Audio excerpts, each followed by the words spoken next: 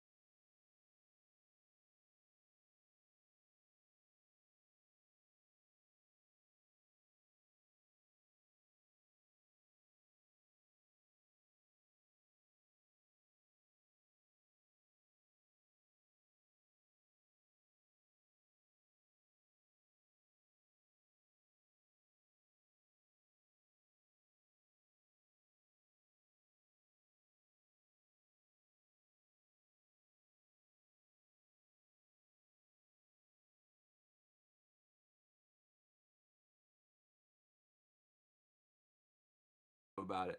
And of course, that goes double for you at home and everyone watching the live chat. Was it Love at First Laserdisc, Vital VHS? Hit us up in the chat and let us know how Meteor Man came into your lives. But Flash, when did you first get Meteor Man? What, 1993? Did you see this in theaters? Yeah, so if I could remember, I was just telling, what's my man's name? Mickey. Mickey. Yeah. The last time I seen Meteor Man, it had to be like 30 something years ago, and I needed a right? And I'm like, oh man, I remember that movie, but I couldn't remember the details, so I had to do a little refresher. And I was like, oh yeah, that's why I love this movie. But yeah, I saw it in the movie theater when it first came out. Oh my God, I'm so jealous. This is like, yeah, this is on the top 10 of like I would kill to see this in a theater type of movies. Oh man. So you know, I assume you're very young walking out of this as a theater. Are you in the theater? Are you like blown away as a young kid, or did it kind of come and you forgot about it, or?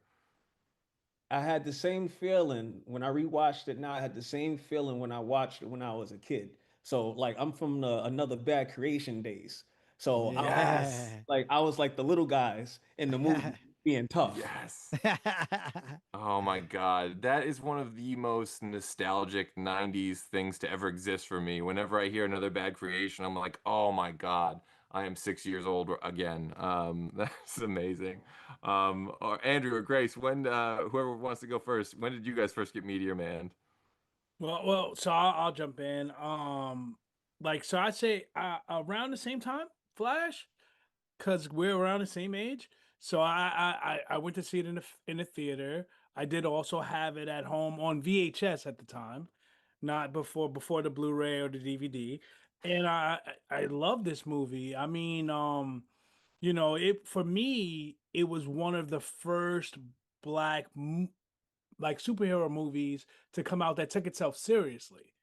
It kind of took itself seriously, as a film, because I mean, superhero movies back in the 90s weren't like they are now, where they try to really base themselves in reality. It was always a little slapsticky, a little silly, but you could tell this film had a serious undertone to it that really spoke to my culture and my people and how I was. So I really enjoyed this film, man. Like, so back in the early 90s, obviously 93 or, however, whenever that was out, that's when we saw it that summer.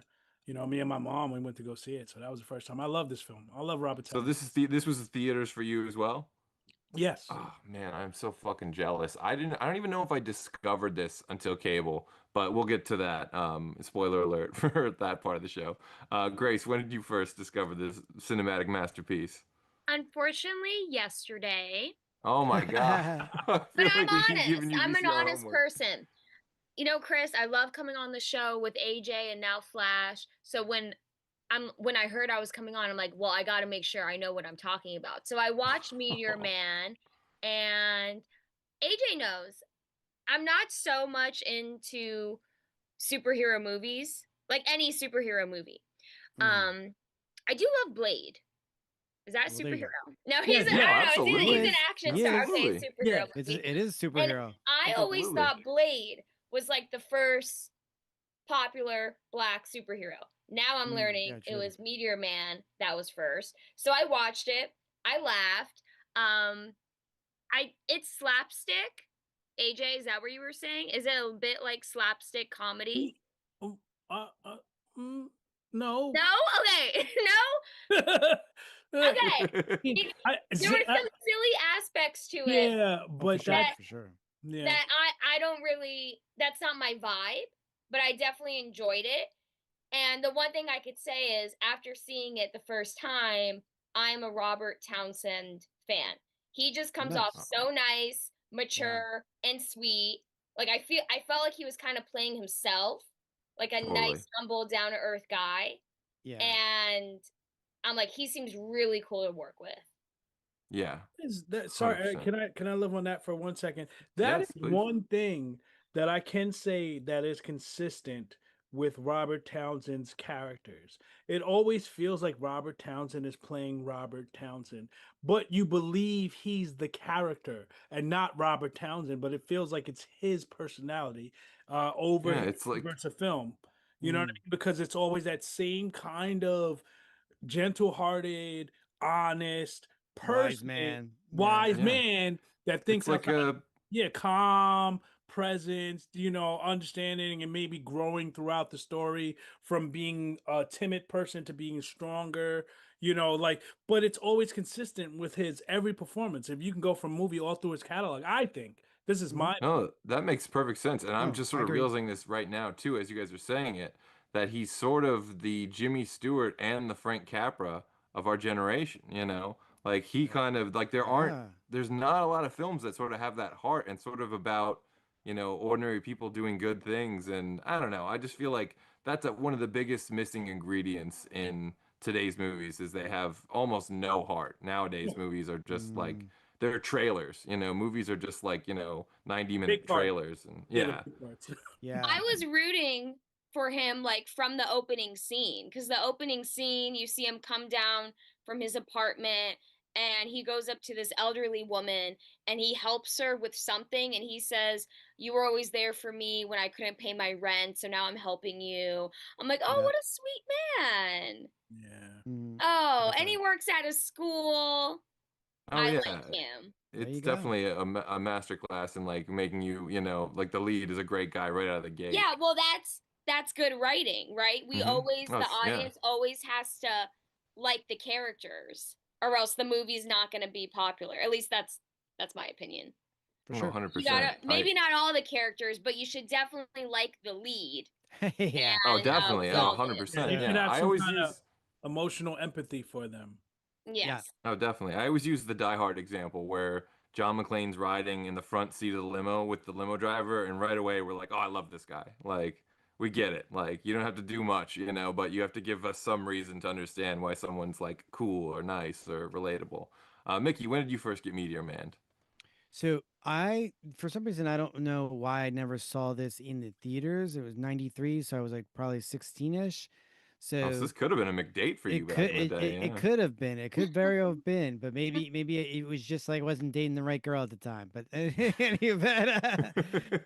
any event, like I caught this like I'm a huge Robert Townsend fan from all the way from Hollywood Shuffle, Robert Townsend, Partners in Crime.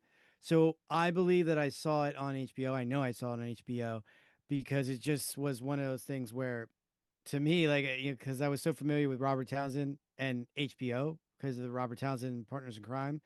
So I just always figured that was on, like, that's where you see Robert Townsend movies. So, so it was one of those things I saw it on cable, and I loved it then, and I still love it now because I love Robert Townsend. I love his movies. I love, what he stands for. I just love how he always has his boys and his people like in the movies. Like these characters are like have been throughout a lot of his movies, these actors rather.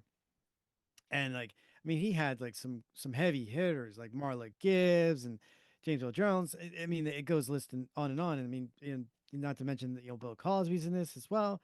So yeah, the cast. I mean, it is just like the deepest cast ever. Sinbad, like my personal hero. I mean, yeah, Another insane. Bad Creation. There's Be Real. Like, there's so many amazing cameos in this movie. You think about like Bill Cosby did this. Like, I heard, he was talking, or Face on Love actually talked about this in an interview I saw, where Bill Cosby got paid $1 a day just to be on the movie, which is crazy.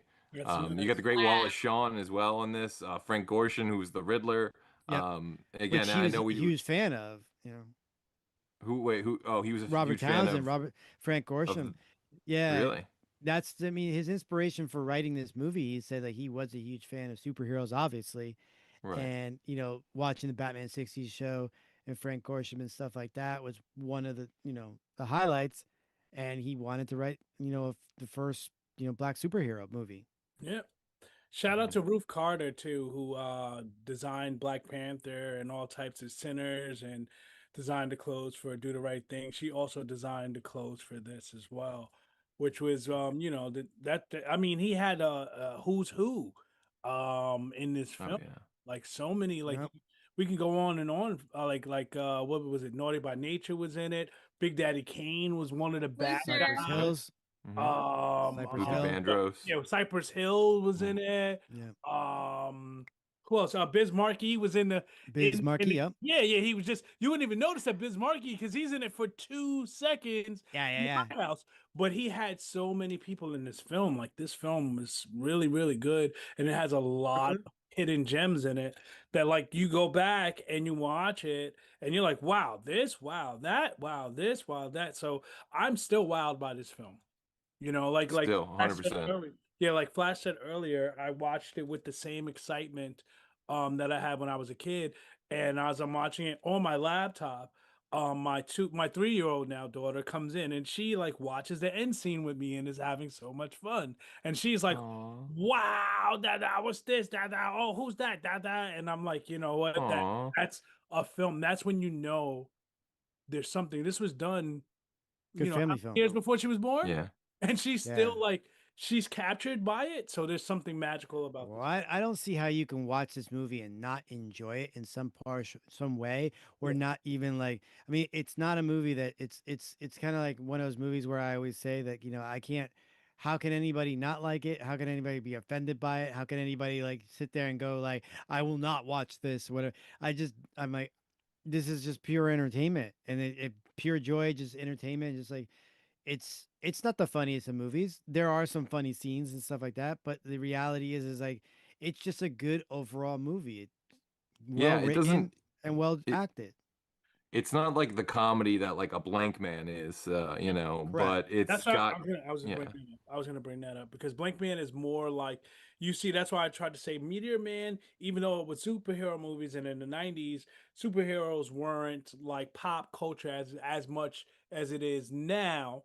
It was more niche. It was more, you know, us, the guys now reading the comic books. That's probably why it's more popular, because we've grown up and now we're actually making the content, or people like us are making the content. But at that time, you know, they looked down on comic books. It was like a little like less serious. But Blank Man was complete, like he was in red pajamas and running around with the owl wrapped around his face, And I've heard a lot of people theorize that Blank Man was just because they couldn't really do Handyman, which is one of my favorite at the time, one of my favorite in living color sketches. And it's like, I could see that being reverse engineered from Handyman. Like, I could see that. Like, how many degrees away from Handyman can we get before it gets acceptable? And like, Blank Man feels like it's about as close as you could get to that. So it's not outside the realm of possibility.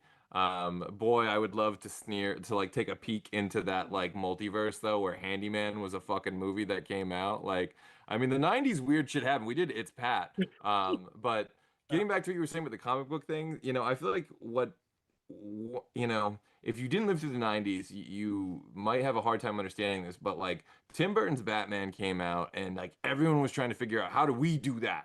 You know, oh, I want that. It's kind of like the way the Avengers hit, and then like Warner Brothers was like, oh, we want to do that. Like, give us, you know, just fast track this whole thing. Anyway, so there were all these weird attempts, like from Dick Tracy to like The Shadow with Alec Baldwin, and like The Phantom with Billy Zane. Like, no one knew what was what. Blank Man, you know, Spawn. There were all these different things, but like to me, the one that's just like you know, maybe it didn't get like a home run at the box office, but it's like the best base hit or ground rule double ever, like, you know, money wise, is Meteor Man. For me, it's a grand slam like of a film. But how much obviously did this movie make? Did this movie do Like, well? I looked this up earlier. I think it was 8 million. Off a And $20 it million was budget, right? Yeah, it opened on in a like ninth $20 place. million budget. Yeah, I was right. They Budget did have like sounds heavy hitter costly. stuff. They used like Lucasfilms and stuff like that, and all that. You know, did a lot of the special effects. And they did. So again, the 90s was a competitive time.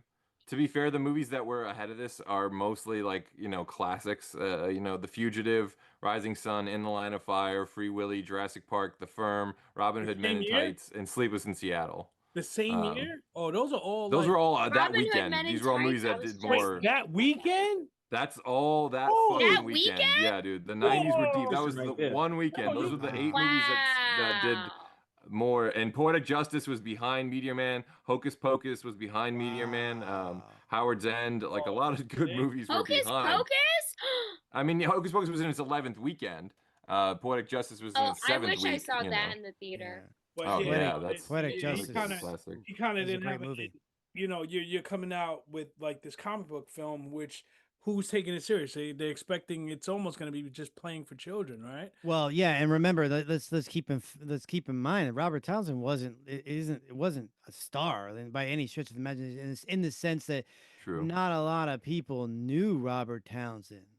Yeah, but they did have like James Earl Jones in there. Yeah. At the time, Bill Cosby. Who was so good in this too. Like, but they weren't the leads. They weren't the leads. They were. Yeah, I just did anybody look at like the advertisements for this at the time? So they leaned into all the cameos. I watched a trailer to try and show someone was like, yeah, this is what Meteor. You don't know what it is? I think I sent it to my friend Melanie. I was like, oh, if you have no idea, you got to see this trailer.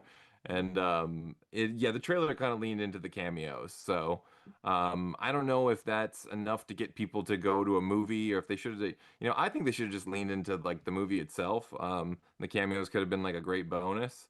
But like, I think almost the unsung hero of this movie is the score. The soundtrack is amazing, and so is the score. We will get to that more. I do want to get to the live chat here, though, because I appreciate everyone who tuned in tonight for Meteor Man. We got Angie Saunders, the Mashup Genius, Whiskey 41, the great Alex Bonafonte, Monica Thyman, our favorite Swede from across the pond, Mikey Riffraff, our favorite Mikey Riffraff, the other Mashup Genius, Michael Ricci, our favorite location scout, and Ran, our favorite Canadian. So thank you so much for tuning in, everybody. I'm glad there are some Meteor fans out there.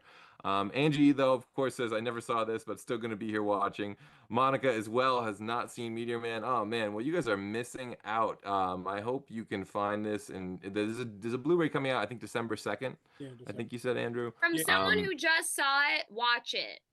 Yeah, it's definitely worthy of discovery. I hope that Blu-ray has some good extras on it.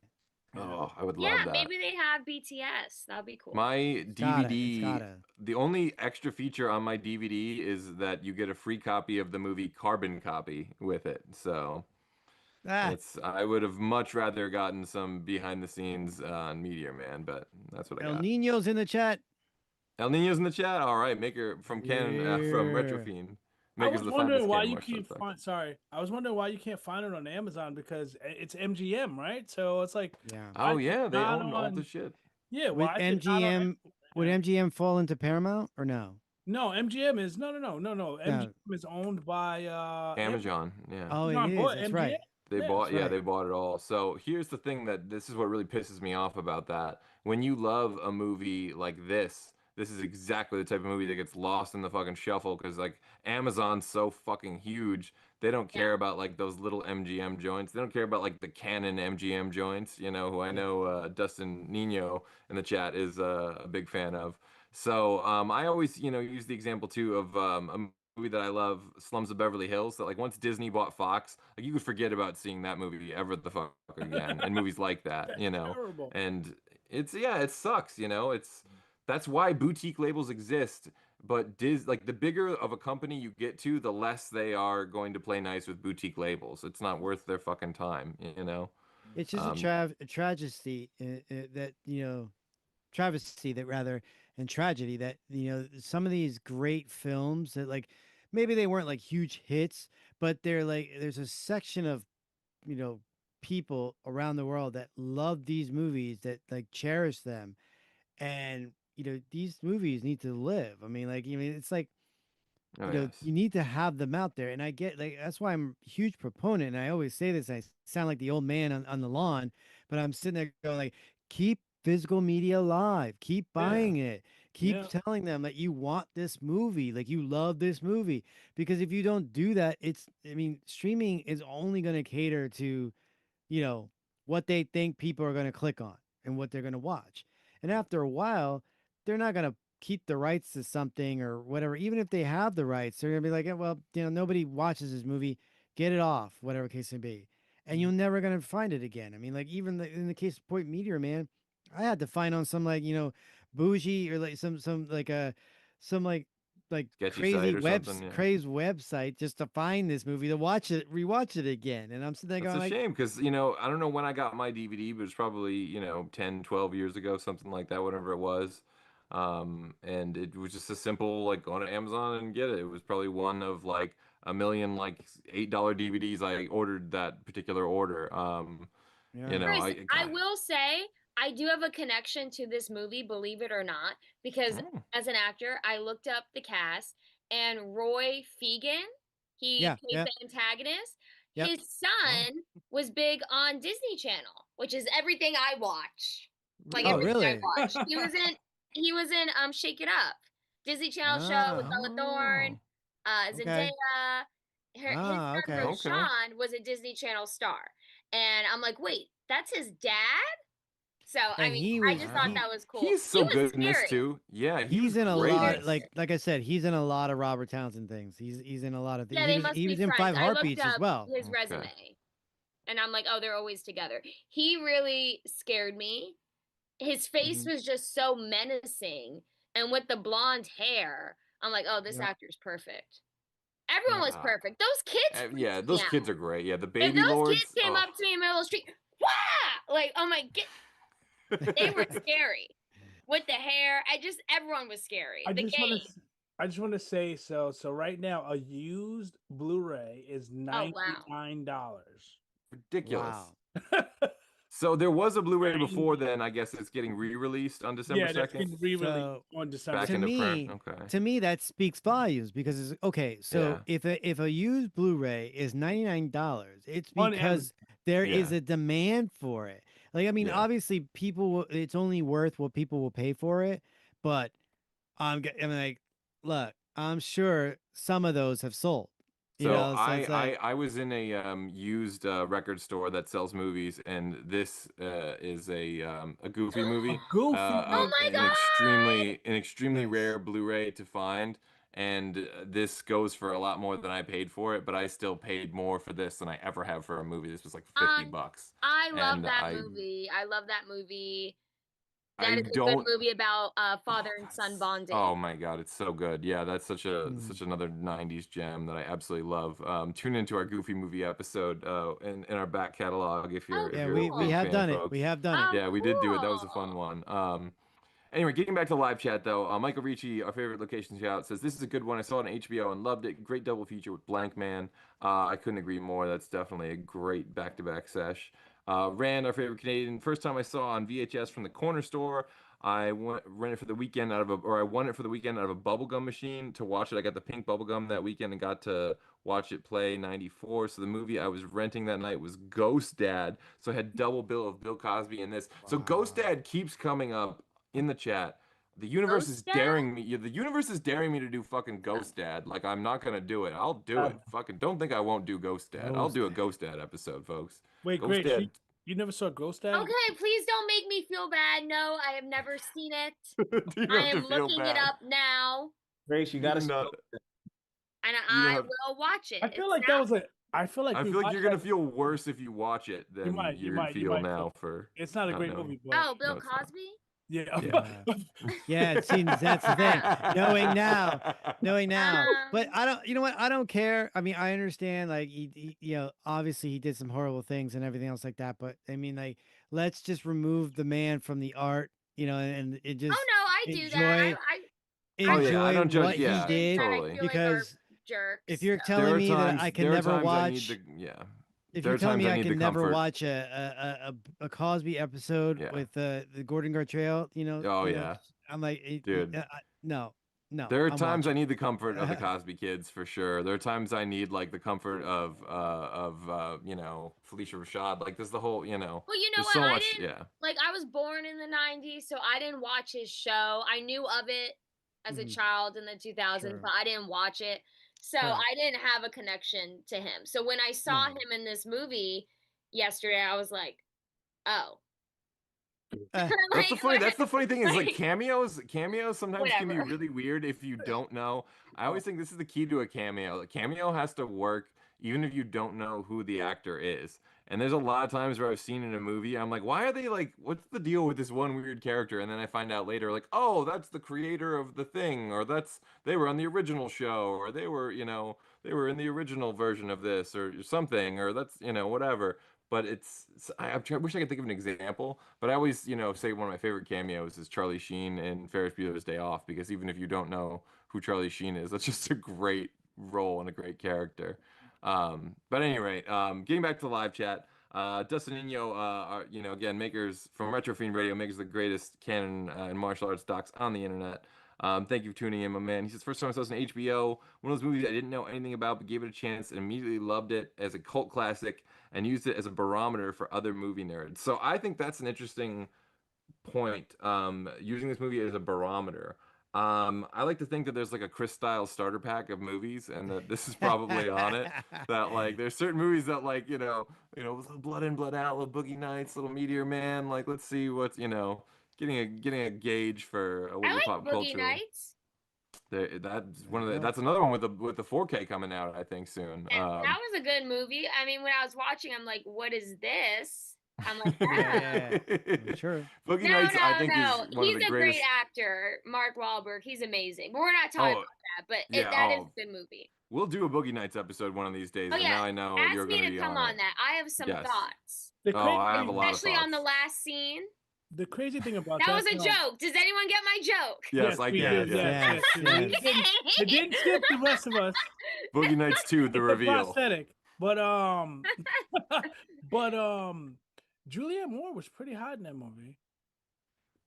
Everyone's pretty hot in that movie. Like, even I Burt was Reynolds like, is hot in that movie. I've worked with her. I've worked with her several times, and like she never looked like Boogie Nights. Well, what? Wow. Okay, what? You're talking about a movie that was how many years ago? 25, 30? You can't Whatever. compare. Whatever. You can't compare. But to be fair, she didn't even look that hot in Hand That Rocks the Cradle, which was years before that. So it's a weird. It's peak. It's peak of the mountain. I'm sorry. I always actors. I always had a thing for Julianne Moore, and I still have a thing for Julianne Moore. Oh, she's a nice. She's fine Lebowski wine. is quality Fine more, wine. too. Fine wine. Yeah, Has anyone seen Forgetting Sarah Marshall? Because all the actors and actresses, Mila Kunis and Kristen Bell, they're all hotter in that movie because they all have a tan. They have highlights. I swear. Watch the movie. They're way better looking in that movie than anything else. I hope I don't get in trouble for saying that. They're very beautiful women, but as an actor, you get dolled up for certain parts. That's just what I'm saying. I mean, side note, I still feel that Mila Kunis and Kristen Bell are still very attractive now. Of course, Yeah, they're I don't- beautiful. I did not mean it like that, but in that movie, they were particularly. They were on. Everyone has a They were tan. on level. Yes, but they're also already gorgeous. So True. So again, a new name I see in the chat, Shay Sunshine 212. Thank you so much for tuning in. And some more chat from Dustin Nino says, I feel like we were lucky to grow up without the internet so we could have these cool experiences. I totally agree. Also, Sean Gold has entered the chat, so there may be some rollerblade pitches coming our way soon. He says, who is this sexy thing on my screen? Oh, that's Mickey. Hi, Mickey. So Michael Ricci says, it's talking about the movie Near Dark, so that's the chat's getting a little bit off the rails there. But there is some requests for Osmosis Jones in the chat. That's something I did not think I was going to see tonight, or maybe ever on the show. But it is about pitch time, so for everyone on the panel and everyone in the live chat, what do you want to see in a Meteor Man sequel? What don't you want to see in a Meteor Man sequel? Should there not be one? Do we need a time machine to go back to 1994 and make this proper? Is there a way to bring it back now? Here's an interesting thought, and I don't know why, but when rewatching this again, and not to say, I think we've all seen Leonard Part 6. I have not, but I've been made well aware of the lack of success. It's not a great movie, but in any event, but for some reason it reminded me of Leonard Part 6. Not saying that this movie was bad, because like I said, I've already discussed my love of Meteor Man, but I just think maybe the Bill Cosby thing, it just reminded me of Leonard Part 6, and then there's some similarities in the sense, like here and there, but there is a world where Bill Cosby's cameo in this is Leonard Part 6, like remaining like he's playing that character, and then if you got a sequel, could you have gotten a sequel, and in that sequel, Bill Cosby would have played a bigger role because he would have had powers. So you want to lean into the Cosby? That is a bold and courageous choice here in 2025, my friend. Well, if you did it then, If you did it then, you could have had the cause. If you do it, if you do it now, I would love a story about where he is now. He has no powers, but he has to like he grows up, and like obviously the end is basically like which is like it's problematic. It's problematic, in its own Very self that the problematic. Bloods and the Crips decide to unite and like help out, Meteor Man, whatever that's. And that's not even like the top 3 problematic things in this movie. Thanks to Bill Cosby. Exactly. But I'm just saying, like, so if you did it now, I would love to see Meteor Man today. He has no powers, but he's been teaching kids still. He has kids of his own. And maybe another meteor shower happens and one of his kids gets the powers. Okay, I was gonna And say he has to help his kid navigate how to use that power, almost in a Spider-Man type way, Uncle Ben Spider-Man type way, where it's like, with great powers comes, great responsibilities. I thought you were gonna pitch He a full-on powerless movie. I was like, is this Superman just the Clark Kent stuff? Well, no. Nobody wants to see that. Somebody's got to get powers. like somebody's got to get powers. I mean, it'd be a good but Robert he can be Townsend movie. I would powerless. enjoy it, But he can be powerless. Or see that. like, he can have his kid, has the power, whatever the case may be, but in his kid is able to transfer some of his power to his dad, and maybe they work together. Maybe they're like it's like Batman and Robin. So that I dig. Once the powers came into it, I was digging it. I do gotta say this though, to double back on the Cosby thing, not to harp on it too much, but even back then, he was still kind of box office poison. He was very successful on television, one of the biggest stand-up comedians of all time, but his movies bombed. Ghost Dad bombed. Leonard Part 6 bombed. So some people just don't translate to the big screen. And the conventional wisdom among studio executives at the time did legitimately become, people aren't going to pay money to see someone they can see for free every week at home. Right. Well, sure. I don't think Cosby was like a good lead man when it came to his films. They were always like zany characters and silly. Even in this film, he was kind of with the mixing a drink, which is probably the worst thing he could have probably did. But that's now. You didn't know it. You didn't know it then. We don't know. I would love to be a fly. Like if you give me some BTS on the Blu-ray, I want to hear Bill Cosby talk about like, as you see, you got to have a scene where I mix a drink. He's like, so you want the as a bonus feature, you want the Bill Cosby commentary live from prison, from house arrest? No, I want him like literally like, to me, it's like, okay, so did Robert Townsend write that, or did Cosby already have that in his back pocket? You gotta pay me $1. You pay me $1 a day, but all I want to do is mix drinks. I just want to mix drinks all day. Like so, Bill, what are we gonna do in this scene today, or whatever case may be? He's like, well, I just mixed a drink, so let me do that on camera. Oh, we're going to hell. I got Martha Gibbs. Martha Gibbs is like out of it over there. Yeah, Grace's I'm the soul only is one. I have like that angel halo right here. Right. My opinion, I just soul want is to see clean. him get a woman to take care of him.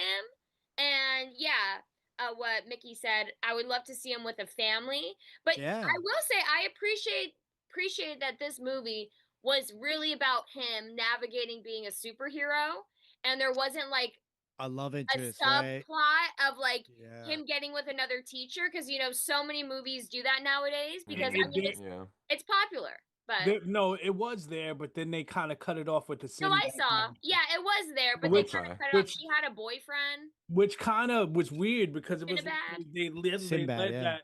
they led that into half of the movie, and then kind of that was storyline just died. That it wasn't the focus. So Castamania cameo. Hold that thought. Yeah, I don't think he wanted he didn't want a Lois Lane in this movie. It seems that way. For me, so I think I brought up earlier that Meteor Man is the one superhero that has every superpower. I mean, like he even grew super large. True, I looked it up. He grew super large vegetables. Remember the vegetables? Yeah. I mean, What was that out of like nowhere? the kiss, like, the kiss of forgetfulness. Yeah, I'm gonna Superman 2. That gives that a run for its money.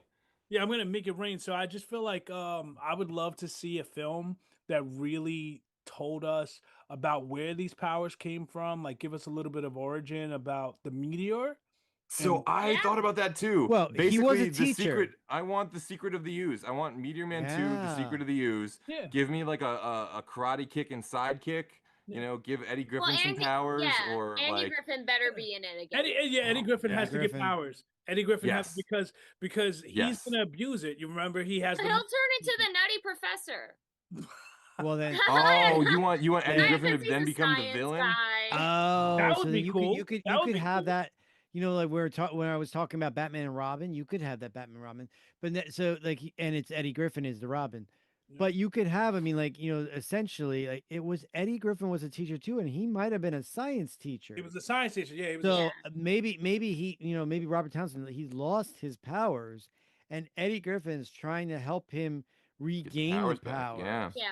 And trying to, you know, emulate the whole thing, and maybe they find out that there's supposed to be a meteor shower at this time. And he's helping him discover the secrets, the origins of the Yeah, meteor. this Then is you how it get happened, like, then you get like maybe aliens from wherever that planet is. Yeah, that planet. Now, You know, you get like a he did- Brainiac type of character. He You did could develop. Have, I need meteor lords. I don't know how Oh, it works. I just need it. I need yeah. meteor lords. He Baby did meteor develop- lords. The smallest ones, because didn't they all have like different names? Like me, it was like the Lord babies, the Lord. Yeah, the golden Baby- lords, yeah, the baby golden lords, lords, the yeah. junior lords. It was like You have to have like you from what- graduate You from. know, There's like Weebelows and like, you know. Meteor Man had a little bit of a Flash thing too, where like Flash uses up his, you know, speed, and then he gets to the point where he gets like kind of tired, and he has, you know, he has to eat or whatever. Yeah, they may have to make you vulnerable somehow. So right? I think that he needs to do that as well. The funny thing about it is that was the only vulnerability. Like, you know, like Superman has kryptonite, and some other super heroes have some sort of weakness. The only weakness that I could see that Meteor Man had was that eventually his powers died down. Yeah, Batman. I does gotta not- say, Batman doesn't have weakness. there are more pitches in the chat. One requirement for me though is that you do in no way any updating, editing, or changing to the way the dog communication sounds. Like whatever that choice was for that voice, that like uniform, yeah, uniform. Like I fucking love that. I am so red here one. for that. The red I one. will, yeah. The red can, yeah, Red the red can. can. Like it's just one of the Get up, greatest choices. get up, Jefferson. Get up, Jefferson. in the fucking history of voice acting. That's some good fucking dog acting too. I gotta say, I always love wonder, good dog acting. You know, we have to look that up. Who did the voice? I mean, it could be another like great cameo that we don't know. Maybe it was Keenan Ivan Wayans. I feel like that's Robert Townsend, and he's just like probably literally just did. He grabbing probably his did. nose and just the voice, the It's voice like, I of just the feel like he grabbed dog. his nose and took like one of those like answering machine little mini tape micro cassette recorders and just did it right there. It just sounds like We're not gonna use on this, par. guys. Yeah. Like, oh shit, No we forgot the one's dog talking voice. about Wait a minute, I Don got it. Cheadle. Don Isn't he Cheadle. a huge? Yes, Don Cheadle's in He's this a too. huge Yeah. actor. Yeah. Yeah, When but I he saw was, him, I'm like, oh wow. which means this movie is in canon with Boogie Nights. I'm just making that connection. If we're gonna speak these connections into existence, this could be in the same universe as Boogie Nights. That could be Buck Swope after Buck's super cool stereo world runs its course, and he has to get back into movies. Okay, You wait, don't I'm know. confused. Was Don Cheadle and Boogie Nights? I forgot. Yes, Don Cheadle was. Yes, in he Boogie was. Yeah. I was too mesmerized by Marky Mark. So. Marky I'll Mark just is have incredible. to watch it again.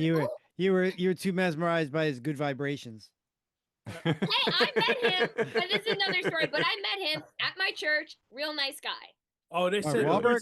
they said Chris Tucker was the voice in what? In the Chris mall. Tucker, was that in the chat somewhere? So Was Chris it Tucker Chris was the voice. I don't know. So Chris there are more Tucker? pitches in the chat though, and we will get to there if that's there. But I don't want to leave Whiskey behind.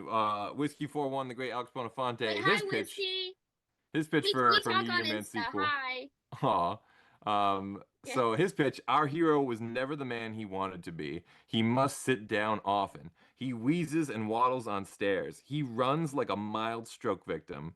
But now a celestial event grants his greatest desire: a cure for his micro penis. Steven Seagal in Meteor Man, as in meaty, Meteor. like beefy, like a meteor my guy. God. I Oh love my God. Whiskey gets more creative, sneaking his Seagull pitches into the live chat every week. I don't know how it happens, but somehow every pitch becomes a Seagull pitch, and I love this man for it. His vendetta against Seagull is one of the greatest feuds of Seagull's life since the Van Damme feud. But another reoccurrence in the live chat, a pitch from Gold's Code. His pitch, a meteor fragment hits Mitchell and gives him powers to blade faster than ever before. Now he must use his newfound powers to finally defeat the Preps in Meteorborn. Ah, The Preps. rollerblading is the only 90s artifact that is not in Meteor Man. Like, you have the New Jack Swing, like there's just so much of the 90s fashion, like James Earl Jones' hair, like everything Oh yeah, what James was Earl that Jones hair? does in this movie, like, oh my God. Box. That was The hilarious. box. Him talking to like a random girl on the street, asking her if she's down with OPP, like, you know it's OPP. so good. It's so good. Is that Yeah. was that in a song? Or you Oh, got- I'm so old. Oh my. Oh, No, but that is in a song. Yeah. yes, Yeah, that's in that the is song. that is a The song. group- That the is a group- song. The group that sing that song were in the movie. Yeah. Okay. They were a part of they were the Bloods, right? Yeah, And Cypress Hill was the Crips. Yep. Aging so much as this Yeah, goes aging in this on, I swear. Black flowing through arteries. No. But yeah, I no. think I got one. So Oh, you got one? Flash, I yeah. got one. So you know how all the gangs that came together and everybody was friends and everything was kumbaya at the end. What happens if a new meteor shower comes by? Robert Townsend, he's an old man now. There's nothing he can do. The gangs turned against each other nowadays. It's just like now. You know, you got the gangs running rampant all over the place, right? The gangs start messing with Robert Townsend. Robert Townsend can't do anything. He's old and decrepit. Meteor shower comes, he gets a little piece of the meteor, and with AI that we're using now, it turns him and his whole body and his whole being back into the young Robert Townsend. He's able to fight him off. Oh man, that's the best use of digital de-aging I've ever Oh, heard they pitched could ever totally on do this that show. now. Yes, I love that. I love it. Fuck. That would be awesome. Meteor And again. so yes, oh god, Meteor Man Returns. There's so many good title options with that one. And I gotta say, I don't know who was pitching. Was it you, Mickey? I think pitching the dad aspect, which I usually don't like, but in this one, yeah. the idea of it like being Meteor Dad sounds like it That'd be kind belongs. of cool. Yeah. I love that. It sounds like a Roger Corman joint that belongs on the shelf next to like My Mom's a Werewolf. Or like, you know, Invisible Dad, or something, you know what I mean? Like skateboard Can you imagine? kid, 'Cause like you know why I Meteor like Dad. that one? I like that one because Robert Townsend's really good at these speeches in his movies. Like yeah.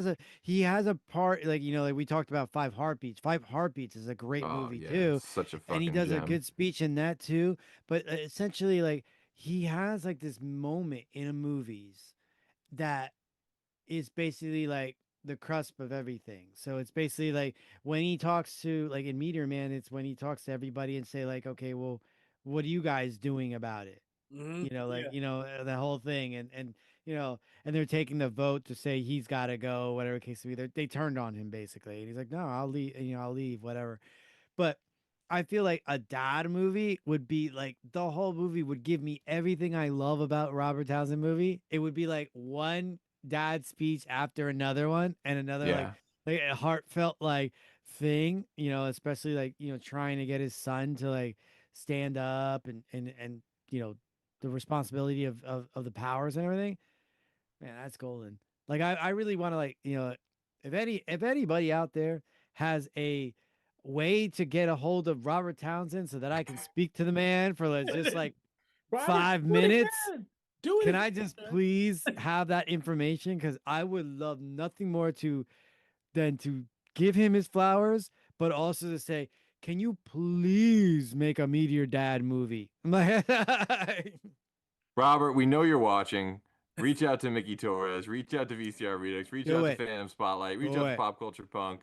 We will make this happen. We will. You can hire us now. We'll be a lot cheaper than if you hire us later. I can be I can be a help on the soundtrack advisor. I can tell you, like, get some Prince songs in there. If there's Meteor Dad, I'll be pouring coffee on this set for free. I'll be a fucking janitor on set if you need to get Meteor Dad to happen. Any kind of I promise you, VCR Redux world, that if I were ever given the opportunity to be on a Robert Townsend joint, that my peoples, my boys, would be with me. But think about how much did it cost them to actually get the Michael Jackson song to open up the movie?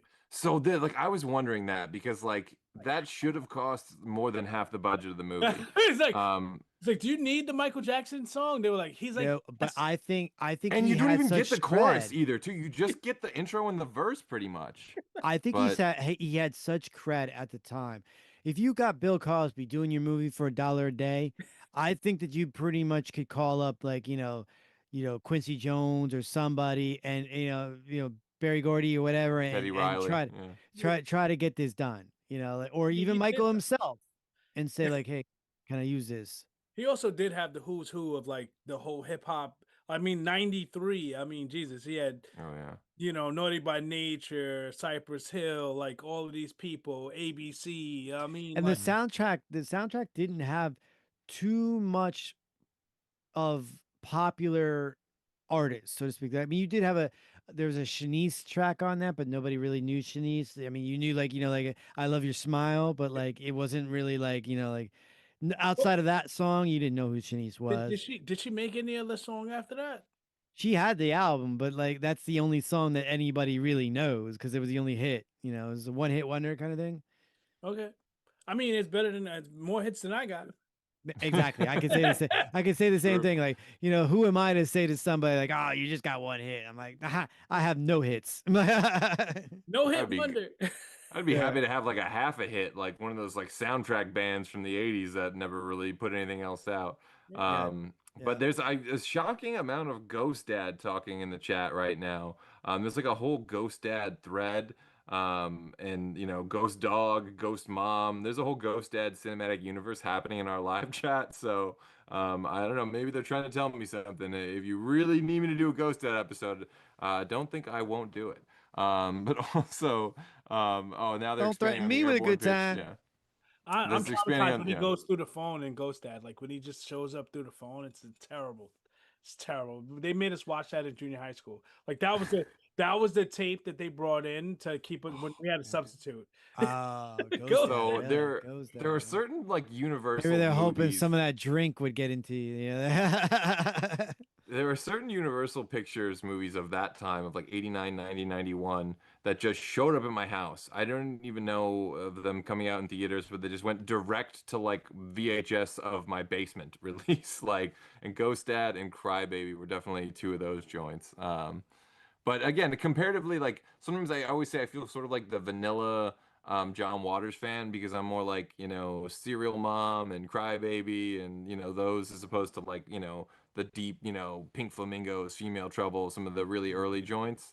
And I kind of feel that way about Robert Townsend. We were talking about this a little bit before the show, that for me, it's pretty much just this and Five Heartbeats. Like I worship these two movies. I love Robert Townsend, but I forget about Hollywood Shuffle. Like when you mentioned that, I was like, oh my God, I forgot that I knew that. Like Hollywood Shuffle is just, like I mean, I'm just telling, like, if anybody is a comedy fan and they haven't seen Hollywood Shuffle, you need to like do that like tomorrow, because I'm telling you right now, it's like literally, or if anybody was a In Living Color fan, like go watch Hollywood Shuffle. It felt like his version of a Mel Brooks film. Well, exactly what he was intending. Like, I mean, he does talk a lot about that. I mean, I did mention like he did his podcast, and this is a separate podcast, whatever case may be. But he did talk about his history and stuff like that, and he loved Mel Brooks. He loved a lot of like Jimmy Stewart. He loved a lot of that stuff, and he went to acting class, and he wanted to do that stuff. Grace, I think you would really sorry to cut you off, Mickey. Grace, I think you would really like that film, Hollywood Shuffle, because he's an actor. He's an actor. His role is an actor, aspiring actor. You know, Okay. and he's kind of getting typecast, and then he Oh. has to find his way to where he wants to go. So I think you'd. I mean, even though it has racial undertones, you would still like it. You'd really love That's that. fine. Okay. I need to get Reed Townsend for sure. It's I definitely need to And then watch go some of back. those Robert Townsend Partners in Crime. Those are awesome. Yeah, I definitely need that as well. That one I never even saw. Those are on HBO Max, I think. So are they on HBO Max? Oh, okay. I know they. I HBO know they. Max. When I had HBO Max, they were on. Ooh, there. you could see Hollywood Shuffle on Tubi. Nice. It's also you go. It's on Amazon too right now. So there's also a pitch in the chat. There's talk of to Boogie Nights and to cross over Boogie Nights, Airborne, and Meteor Man, I guess. But imagining Mitchell in the drug buying scene, in the bedroom, under the bed, there's a safe with a set of blades. We want what's on the safe, brah. Oh man! And also with a little bit of trivia, Michael Ricci saying that Chris Tucker was the voice in the mall when Eddie Griffin was flying. So everyone got a fucking cameo in this movie. Shit.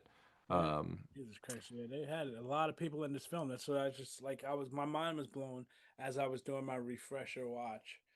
So because you mentioned Keenan Ivory Wayans, Mickey, one of my favorite mashups that I ever made was Blank Man v Superman instead of Batman v Superman.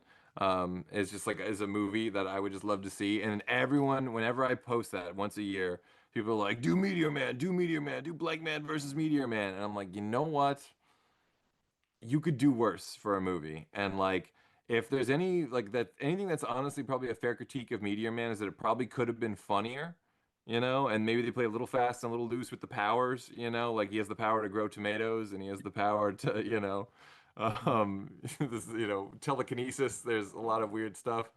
I can read books if I touch them, anything for 30 seconds, yeah. And I actually learn these things, which is a great power, by the way.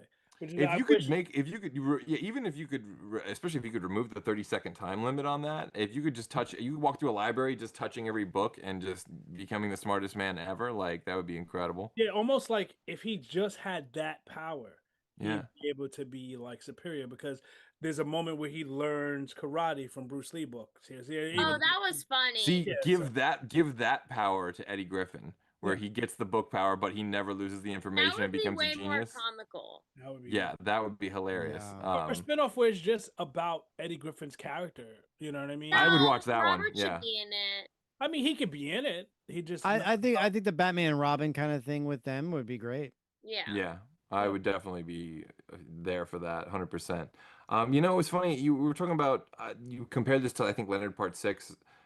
To me, a comparison for this movie is kind of Howard the Duck, where you sort of like if you see it as a little kid, young enough, like you're not really jaded enough to think of like, oh, did this make money or is this cheesy or is this whatever? You just like totally love it, and like, it's just one of those ones that you don't have any sense, at least for me, I didn't have any idea of other people would like it or not. Well, the only thing that clued me in that see... Howard the Duck was my dad would always be like, "Why do you keep renting Howard the Duck?" I'm like, "What do you mean? Why? Because everybody kicks ass." Like, I can see that, but I think maybe like there's something to be said that some of these movies have a same kind of feel, like visual feel. Okay. Yeah, it's like somewhat Spielbergian, somewhat comic bookian, somewhat obviously 90s. There's a lot of There definitely was a common aesthetic to the film. Like they all kind of like night always looked the same in these movies. Like the nighttime always looked the same. The colors, it was just like a cinematography kind of thing, I think. Well, and also like the lighting, I feel like a lot of it is like actual backlots, so it's probably day for night, and a lot of these like indoor night, whatever soundstage, with like facades and stuff. So I mean, I know backlots are typically outdoors, but yeah, I know what you mean. Though it's a very controlled like studio look, and we talk about this all the time that like even movies of a certain studio of a certain couple of years, like they're like Warner Brothers movies from like the mid to late 90s, just have like an incredible look to them. They're just some of like the best looking movies if you're like a Blu-ray and a 4K geek like I am. I haven't thought about it. Sorry to cut you off, but I haven't thought about it. I feel like there weren't that many locations in this movie. It was either on his block or inside the school. Like you didn't really even see outside the school except for like in like little inserts when you see the kids like doing bad stuff, breaking Yeah, it. it almost has like a television feel, like because of True. that. I think that The it feels 20 heavy million on, definitely went to the special effects. Okay, which because do look great. Yeah, I was like, where Yeah, did $20 they did million really go? well with the effects. Yeah, and then that I one- think they. Oh. I think they spent their money pretty smart on this because the suit looks really good for the time. The score is way better than most $20 million movies have, or even superhero movies at that time. A lot of the scores were going like real digital, cheap sounding, fake brass, and there's, I mean, you can just ruin a movie with the score. And to me, you can also really elevate a movie with the score, and I think that's definitely the case with Meteor Man. Like I can walk away humming the theme to Meteor Man, like that's a good score. And Yeah. it's that is something that is so another one of those ingredients that's way lost from movies today. I'm not a fan of like the Hans Zimmer score where it's just like one note on a delay or one note just that like just kind of Arpeggiate it. yeah, those Arpeggiate it. tension Yeah. arpeggios. Yeah, I don't really like Yeah. that stuff. Give me some music to my music. It's okay I for things. did you see the new Tron? Did you see the new Tron Ares? I have not, Oh, but if you went to see it in the theater, like that score was a fucking amazing. I mean, it was Really? 9 Inch Nails, but 9 Inch Okay. Nails. It's Yeah. Trent Reznor, yeah. yeah, so it was fucking amazing. And then I saw it in IMAX with the super like loud, like it yeah, that was amazing. So I would kind of like we're talking about all these movies that kind of have this cultish quality and they're like unique visual movies and they're they have these like Spielbergian qualities. I almost want to see it all cross over now, like Meteor Man in Tron with Howard the Duck. Like, give me that. Like it's fucking Oh. batshit crazy, but that's That would be awesome. I always cite Cartoon All Stars to the rescue. There's just no wrong way Yep. to play with the action figures sometimes. Oh, sure. So that line is for Ian, who's not Wacky here with races, us. laugh Olympics all the way. Well, I think we are almost out of time, but I think we've actually pitched some pretty solid Meteor Man sequels and requels or whatever you want to call it. But before I wrap up and give my little outro spiel, guys, do you want to let the people at home know where they can follow you or any screenings or appearances or just where to follow you on social media? Flash what's good, ladies Oh, first. okay. Yes, my name is Grace Julianna on Instagram. Grace __ Julianna __ and from there you can see my IMDb and you can see my TikTok. I'll make sure.